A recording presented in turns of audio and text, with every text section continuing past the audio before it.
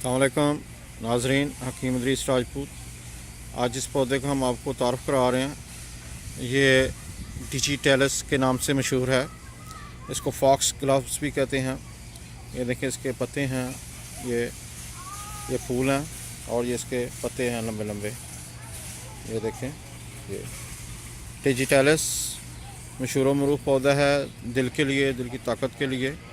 और ये mostly homeopathic साहबान इसको ज़्यादा यूज़ करते हैं क्योंकि ये डाइल्यूटेड फॉर्म में इसको इस्तेमाल किया जाता है।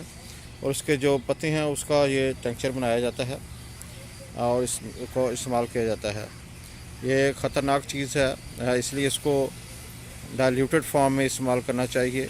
और इसके पत्ते जो हैं इसका टेंक्चर बना के, मोस्टली टेंक्चर बना के इसको फ्रेश लीव्स का इस्तेमाल किया जाता है।